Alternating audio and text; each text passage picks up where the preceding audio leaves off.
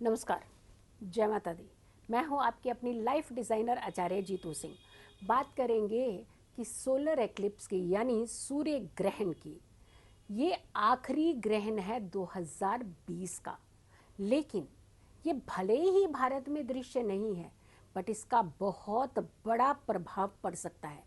सोमवती अमावस्या, जो बहुत ही शुभ अमावस्या कहा जाता है, पितरों की अमावस्या कहा जाता है, और ऐसे में सूर्य ग्रहण का पड़ना और साथ के साथ राशि में भी गुरु चंडाल योग का बनना, यानी ये कहीं ना कहीं परेशानी का सबब बन सकता है। वृश्चिक राशि में लगने वाला ये सूर्य ग्रहण और मिथुन लग्न उस समय होगा जब ये ग्रहण काल होगा, और ऐसे में 16 तारीख से ही खरमास भी शुरू हो जाएगा।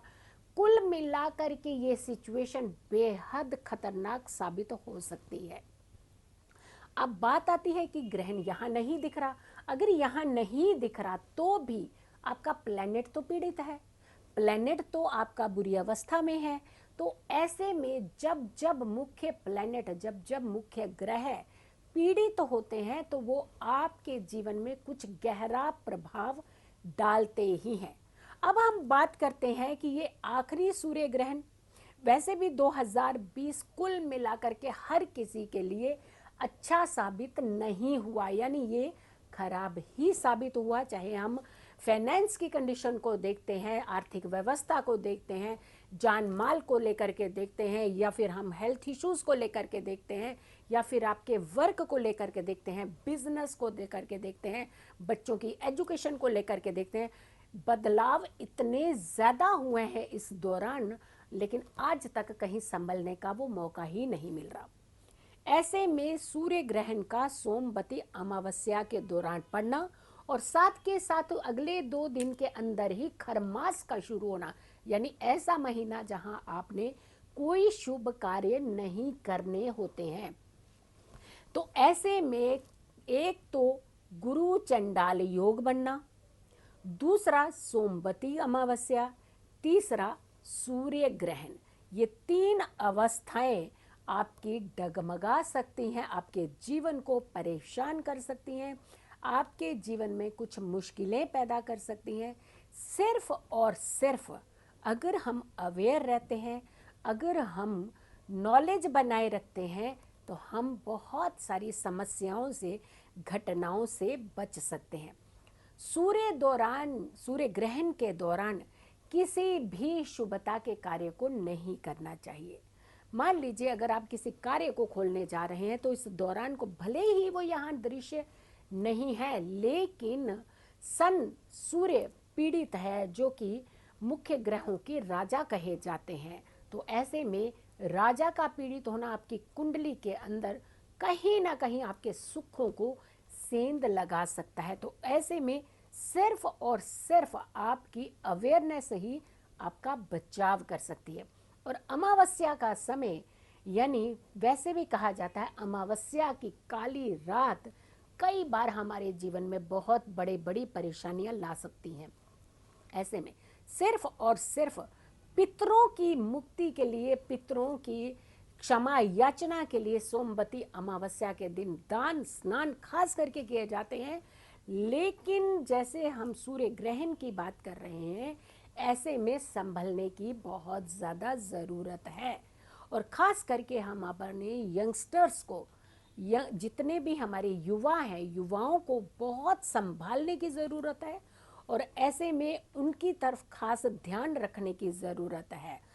कहा जाता है कि चंद्रमा की कलाएं जो हैं वो बिल्कुल क्षीण अवस्था में होती हैं, और चंद्रमा मन के कारक होते हैं, चंद्रमा आपकी सोच के कारक होते हैं, आपके इमोशंस के कारक होते हैं। और चंद्रमा में बल नहीं होना, ऐसे में सूर्य ग्रहण का होना, और खास करके गुरु चंडाल योग बनना, ये तीनों अवस्थाएं आपके जीवन में एक खतरा पैदा कर सकती हैं अगर आपने बहुत समझ से कार्य नहीं किए।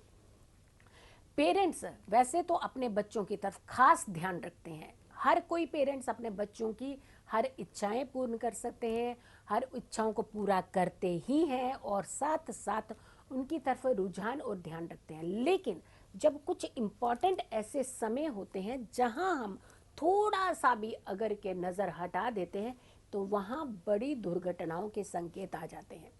आपको अपने बच्चों को देर रात तक बाहर नहीं रहने देना है। इस समय खास करके सूर्य ग्रहण और साथ के साथ जो अमावस्या का योग बन रहा है, सोमवती अमावस्या का, और ऐसे में गुरु चंडाल योग भी है, यानी जो आपके विजन के कारक होते हैं, जो आपके समझ के कारक होते हैं, अगर वही क्षीण अवस्था में है तो आपका कोई भी फैसला हम गलत राह पर ही जा सकता है, इनफैक्ट सही ट्रैक पर नहीं आ सकता है। तो ऐसे में पेरेंट्स आप हमेशा ध्यान रखते आए हैं अपने बच्चों का, और ये समय खास करके ध्यान रखने का है।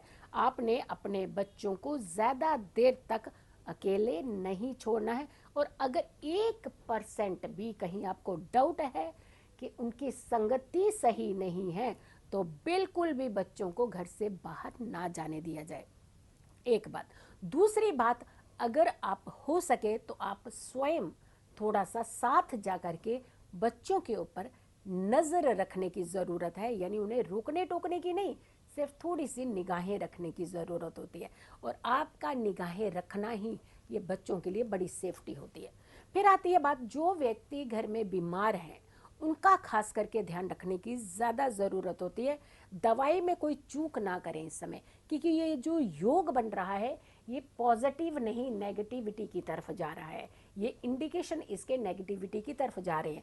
तो ऐसे में इस स्थिति को कंट्रोल करने का आपने सिर्फ और सिर्फ ये ध्यान रखना है कि जो बीमार व्यक्ति हैं उन्हें आपने सही समय पर दवाई देनी है, या फिर आपको लगता है कि किसी कारण से उन्हें कोई समस्या हो रही है तो इमीडिएट डॉक्टर की सलाह ज़रूर लें।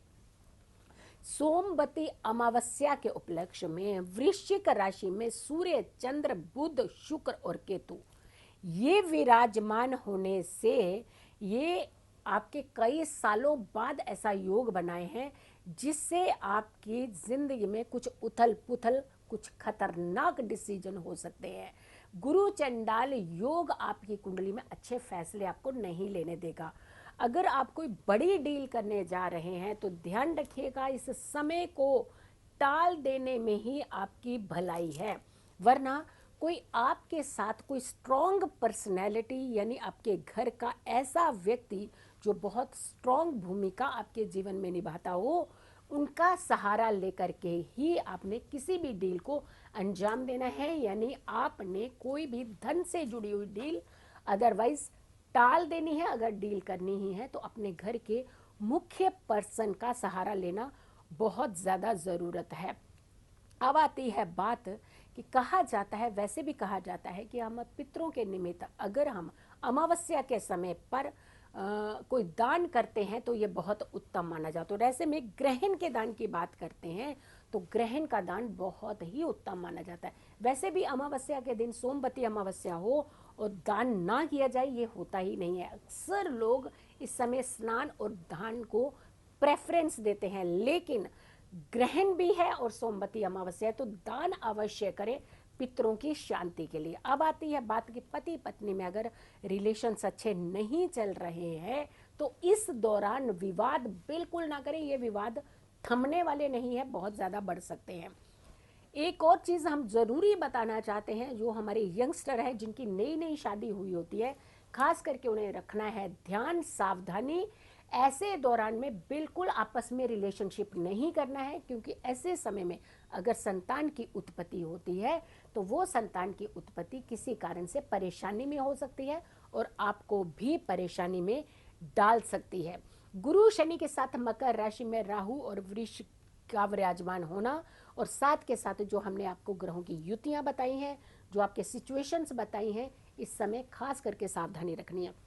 हर कोई गेहूं का दान ज़रूर करे। जैसे ही ये ग्रहण खत्म हो जाता है तो गेहूं का दान ज़रूर करना है, और उसके बाद पूरे घर में गंगा जल का छिड़काव और गंगा जल आपने ज़रूर थोड़ा सा सेवन ज़रूर करना है। बीमार व्यक्तियों पर गंगा जल का छिड़काव ज़रूर करना है, और पूरे घर को गंगा जल से आपने पवित्र जरूर करना है। मंत्र चैंट जितना आप कर सकते हैं बहुत ज़रूरी है।